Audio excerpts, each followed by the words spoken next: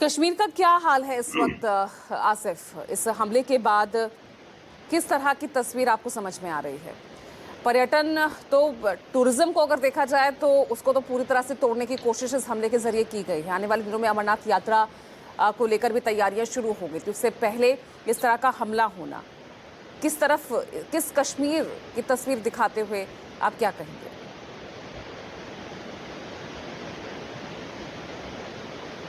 देखिए, मैं पहलगाम में मौजूद हूँ। सबसे पहले पहलगाम की ही मैं एक झलक आपको दिखाता हूँ। यहाँ आप देख सकते हैं मार्केट पूरी तरह से बंद है, दुकानें बंद है। आज लगातार दूसरे रोज भी यहाँ लोग इस घटना के विरोध में हड़ताल कर रहे हैं, स्ट्राइक पर है और सभी जो यहाँ के स्थानीय लोग हैं, कारोबारी हैं, उन्होंने अपने कारोबार, दुकानें बंद रखी है। और ये जो सड़क आप अब तस्वीरों में देख रहे हैं, ये वही सड़क है जहां से अमरनाथ यात्रा पवित्र गुफा की तरफ पहलगाम से निकलती है। और आज इन दिनों में केवल 2 दिन पहले अगर आप इस सड़क की तस्वीर देखते तो ये खचाखच पर्यटकों से भरी रहती थी। यहाँ पे बाजारों में रौनक होती थी। सुबह के समय पर्यटक अपने होटलों से निकलकर बाईसरन घाटी, आरू घाटी और बेताब वैली, इन जगहों की तरफ पहलगाम में घूमने के लिए निकलते थे।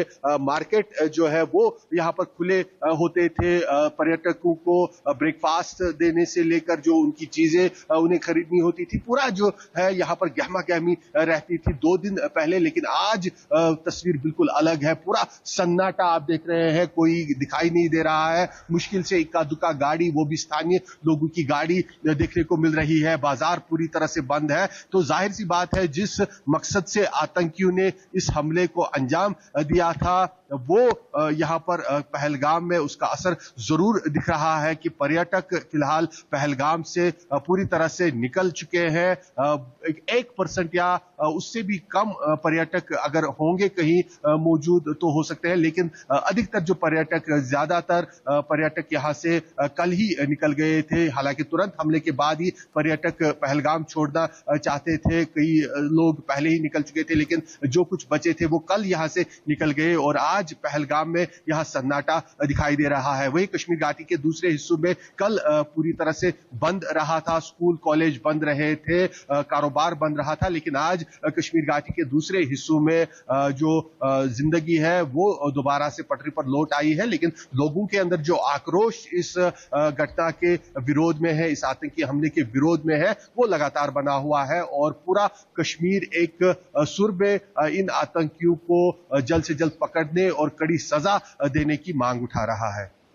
बिल्कुल, यहाँ पर जो सड़कें गुलजार हुआ करती थी सैलानियों की गूंज से, आज वो किस तरह से सन्नाटा वहां पसरा है, ये तस्वीरें लगातार आसिफ हम हमें दिखा भी रहे हैं। और सीधे सीधे जो यहाँ पर जो कश्मीर वापस जिन खुशियों से, पर्यटन से जिस तरह से बहाल होता नजर आ रहा था, आज वो कश्मीर फिर से उसी दौर में जा पहुंचा है जब कश्मीर में यहाँ पर किस तरह से उसमें सुधार की, उसके विकास की बात कही जा रही थी। दावे किए जा रहे थे 370 हटने के बाद कि किस तरह से कश्मीर वापस जो है पटरी पर लौट रहा है। युवा जो हैं, जिनके हाथों में पत्थर हुआ करते थे, आज फिर से वो अपने भविष्य को लेकर सोचने लगे हैं।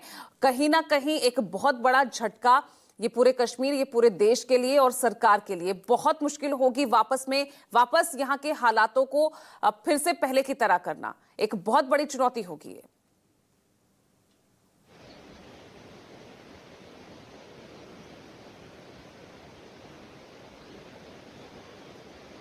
जी बिल्कुल, काफ़ी बड़ी चुनौती है यहाँ पर, ना केवल सरकार प्रशासन के लिए बल्कि लोगों के लिए भी। खासतौर पर पहलगाम के जो लोग हैं, जो पर्यटन से जुड़े हुए हैं, वो किस तरह से दोबारा से पर्यटकों का जो विश्वास है वो जीत पाए। कल हमने देखा कि यहाँ लोगों ने कैंडल लाइट मार्च निकाल कर लोगों को आश्वासन, पर्यटकों को आश्वासन देने की कोशिश की कि वो यहाँ पर सेफ रहेंगे, उनकी सुरक्षा के लिए लोग जो है वो मौजूद है। लेकिन जिस प्रकार से अभी कैंसिलेशंस हो रही है होटल्स में, लगातार जो लोग, पर्यटक यहाँ पर कश्मीर घाटी आने वाले थे, पहलगाम आने वाले थे, वो कैंसिल कर रहे हैं अपनी जो ट्रैवल प्लान्स है। उसके चलते लग रहा है कि काफी समय लगेगा दोबारा से पर्यटकों का वह विश्वास जीतने में कि वो पहलगाम के अंदर सुरक्षित रहेंगे। और इसके लिए न केवल सरकार को बल्कि स्थानीय लोगों को भी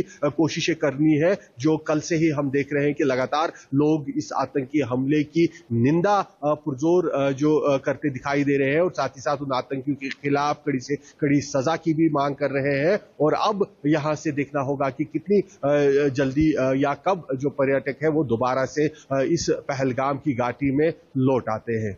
बिल्कुल, पहलगाम की घाटी पूरी जो यहाँ पर है कश्मीर वैली का ही पूरा सवाल है। यहाँ पे कई जो है बड़े बड़े टूरिस्ट डेस्टिनेशंस हैं जहाँ पर लोग पहुँचते हैं, पर्यटक पहुँचते हैं, लेकिन अब वहाँ पर क्या होगा। लेकिन सबसे बड़ी जो बात है, जो इंटेलिजेंस फेल्योर इस पूरे हमले के दौरान देखा गया है, अब उसको लेकर क्या आगे कदम उठाए जा सकते हैं आसिफ, क्योंकि कई ऐसे बयान जो मृतकों के परिजन हैं, जो उस वक्त उनके साथ मौजूद थे, जिनकी आंखों के आगे उनके अपनों को गोली मारी गई, उन्होंने कई सवाल उठाए कि वहां पर अगर समय रहते उन्हें अस्पताल ले जाया जाता तो शायद वो बच जाते, फोर्सेस वहां पर होती तो शायद उनके अपने आज जिंदा होते। तो ये कई ऐसे महत्वपूर्ण सवालिया निशान हैं, सवाल भी यहां पर उठ रहे हैं।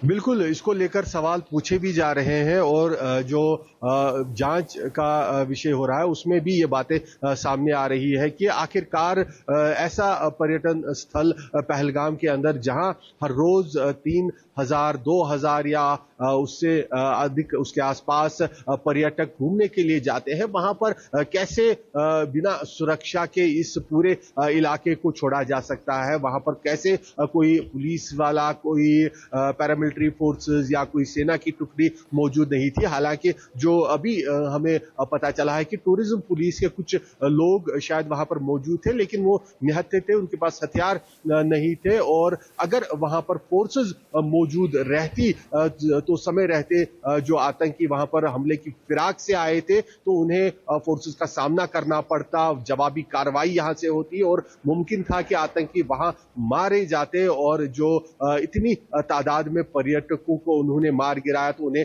मौका नहीं मिलता, क्योंकि जो अभी तक की यहां पर सूत्रों से हमें जानकारी मिल रही है उसके अनुसार आतंकी वहां आराम से जंगलों से पहुंचे और उसके बाद काफी समय वहां पर उन्होंने बिताया इस नरसंहार को अंजाम देने के चलते, और वापस वो दोबारा उन्हीं जंगलों में समा गए और खो गए कहीं पर। तो ये सब नहीं होता अगर वहां पर इस तरह की बड़ी सुरक्षा की चूक नहीं होती। और इसको लेकर अब आने वाले समय में पता चलेगा कि आखिरकार किसकी जिम्मेदारी तय होती है और आने वाले समय में इस तरह के जो पर्यटन स्थल है वहां पर किस तरह से फोर्सेस और चौकस दिखाई देगी, ताकि ये जो गलती हुई है या चूक हुई है फोर्स सिक्योरिटी में ये दोबारा ना हो पाए।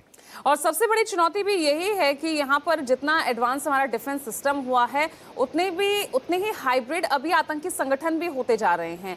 ये हमारी उसी कमजोर नफ्स को पकड़ने की कोशिश करते हैं। जिस तरह से यहाँ पर आप देख सकते हैं आप किस तरह से हमारी एकता अखंडता को विभाजित करने की जो कोशिश की गई है, धर्म पूछकर, नाम पूछकर जिस तरह से गोली मारी गई है, उसी नफ्स को ये पकड़ने की कोशिश करते हैं। और अगर हमला करने की बारी आती है तो जगह लोकेशंस भी उसी तरह चुनी जाती है जो हमारे लिए एक बहुत बड़ी चुनौती बनकर सामने आती है। जंगल, पहाड़ी, जहां वो आसानी से भाग निकलते हैं, उन्हें छिपने में भी उन्हें काफी आसानी होती है।